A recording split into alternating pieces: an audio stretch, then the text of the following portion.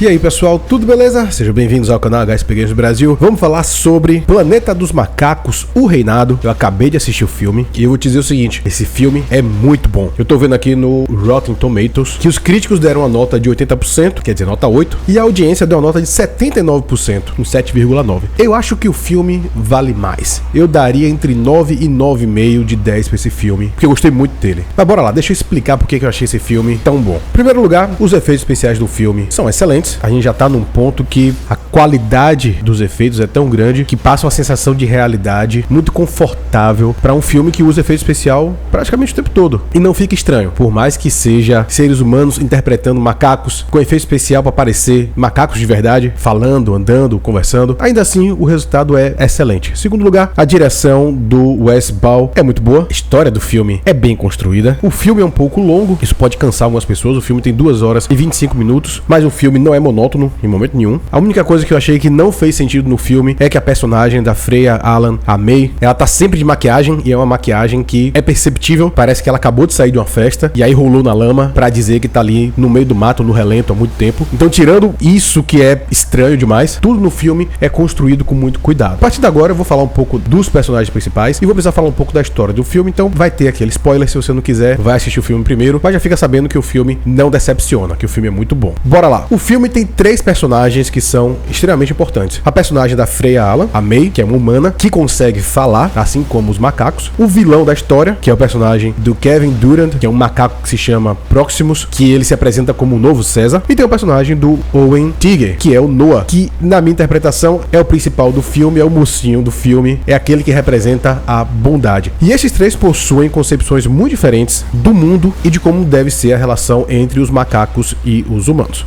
Vamos lá, o contexto desse filme é o seguinte: muito tempo atrás teve um vírus que atacou tanto humanos quanto macacos. Esse vírus matou boa parte da humanidade e aqueles que não foram mortos, eles tiveram a inteligência bastante reduzida e por causa disso perderam a habilidade de falar e voltaram a viver de forma selvagem. Enquanto isso, esse vírus ele conseguiu mudar os macacos, aumentar a inteligência dos macacos e os macacos a partir de então começaram a ter pensamentos extremamente complexos e começaram a falar e se organizar em sociedades complexas como os seres humanos faziam. É como se os macacos e os humanos tivessem mudado de posição. Aí o que acontece? Os humanos, eles praticamente estão à beira da extinção e o mundo agora tem organizações como tribos, impérios, reinos, mas construídos por macacos. E os seres humanos vivem de forma selvagem na floresta. Vamos lá. Nós temos o Noah, que como eu falei, é o personagem principal, é o bonzinho da história. Ele vive em paz com a tribo dele, que é a tribo da águia. A águia é exatamente o símbolo dos Estados Unidos, é o símbolo da liberdade. E nesse caso, a tribo da águia representa um grupo de macacos que quer viver em paz na deles, sem fazer mal a ninguém, sem fazer mal aos seres humanos. E o Noah é aquele que acredita na possibilidade de convivência pacífica entre humanos e macacos. Ele é basicamente um pacifista. Ele acredita que cada um pode cuidar da sua vida e que a gente pode chegar numa situação que ninguém faz mal a ninguém. E como eu falei, por isso que ele é o bonzinho e ele é o principal da história. Nós temos o Proximus, que é um macaco que quer criar um reino. Ele usa o grupo dele para capturar e escravizar outros grupos de macacos e capturar e escravizar também alguns humanos e, se for o caso, até exterminar os humanos que tem pelo meio do caminho. Ele não gosta muito de ser humano. O Proximus, ele sabe que os seres humanos já dominaram o planeta e ele sabe que os seres humanos já foram inteligentes e ele sabe que os seres humanos já desenvolveram tecnologias que poderiam fazer com que os macacos, se conseguissem ter acesso a essas tecnologias, como por exemplo arma de fogo, os macacos poderiam alcançar um padrão de desenvolvimento social e tecnológico nunca antes visto. Então ele quer se apossar do que resta de tecnologia dos seres humanos. Inclusive, ele tem um ser humano cativo, um ser humano que consegue falar, que consegue pensar racionalmente, que sabe ler e que fica falando pro Proximus sobre a Roma antiga. Não é à toa que ele fica com a ideia de construir um reino. E o Proximus, ele quer ser um imperador, ele quer ser um novo César, ele quer se apossar da tecnologia humana, ele quer conquistar e unir as tribos de todos os macacos e ele quer ser o líder desse novo mundo dos macacos com alta tecnologia, com alto desenvolvimento social. tal. Só que o Proximus, ele sabe que antes dos macacos dominarem o planeta, eles eram subordinados, eles eram escravizados pelos seres humanos. Eles viviam em jaulas, em zoológicos. Então ele sabe que a relação entre macacos e humanos não era de igualdade. E o que é que ele quer fazer? Ele quer exterminar os humanos. Ele não acredita numa convivência pacífica entre humanos e macacos. Ele até quer fazer uso dos seres humanos e da tecnologia dos seres humanos, mas ele sabe que os seres humanos são uma ameaça aos macacos, e quando os seres humanos deixarem de ter uso para ele, ele vai exterminar os seres humanos que sobrarem. Então a ideia dele é que o planeta agora é dos macacos, e os seres humanos são o passado. Enquanto os seres humanos me servirem, beleza, eu faço uso deles, mas os seres humanos são perigosos, são uma ameaça, e é preciso exterminá-los. E por último nós temos a May, que é uma ser humana inteligente, que fala. A gente se liga que tem uma coisa errada nela, porque ela, diferente dos seres humanos que estão ali no meio do mato, que andam praticamente pelados, ela tem roupa, ela aparece vestida com roupa. E no primeiro momento ela fica em silêncio, mas depois ela se revela e ela começa a falar, e ela começa a explicar que ela precisa encontrar o grupo dela, cumprir as missões que o grupo dela estabeleceu pra ela. E aí parece que a May, ela também tá do lado bonzinho da história, só que não. Ela não representa o lado bonzinho, ela não representa a mesma coisa que o Noah representa. Ela representa o lado dos humanos. Ela é uma humana que tá tentando recuperar tecnologia pros seres humanos. Depois a gente descobre no filme que tem um grupo de ser humano que ficou protegido do vírus, que vive no subsolo, que vive com um controle muito grande para tentar se proteger desse vírus. Inclusive, provavelmente, a May, ela consegue viver fora das áreas protegidas que os seres humanos criaram, porque provavelmente ela deve ser imune ao vírus. É por isso que ela ainda tem inteligência alta, é por isso que ela ainda fala. Só que é que tá, como eu falei, ela não é a boazinha da história. Ela tá representando o interesse dos humanos. Então o tempo todo parece que ela está colaborando com o Noah, mas a gente percebe que ela tá apenas tentando cumprir as missões dela. E ela é a melhor personagem do filme, porque ela num primeiro momento aparenta ser frágil, no primeiro momento ela aparenta ser inofensiva, só que você percebe que ela é capaz de fazer qualquer coisa para alcançar os interesses dela. Quer dizer, ela consegue representar muito bem a ideia de ambição do ser humano, e essa ambição é capaz de fazer com que ela seja boazinha em certos momentos, colabore com os macacos em alguns momentos, mas na hora que é necessário ela fazer algo terrível, ela cometer alguma brutalidade, ela faz isso sem pensar duas vezes, e ela tá sempre preparada para fazer aquilo que é necessário para alcançar o objetivo dela. E tem uma cena que é extremamente bem construída, que é um momento que ela tá conversando com o Noah exatamente sobre como é que vai ser a relação entre os humanos e os macacos, porque o Noah acaba descobrindo que a May, ela tá tentando fazer com que os seres humanos voltem a ser o que eram antes, voltem a ser os animais inteligentes, capazes de falar, de se organizar, e ela quer que os seres humanos voltem a viver e a ocupar o planeta, que os seres humanos voltem a viver em cidades, voltem a ter shopping center, condomínio, voltem a ter a vida que eles tinham antes do vírus ter destruído tudo. E aí é que tá, o Proximus, você percebe que ele é o vilão, porque ele quer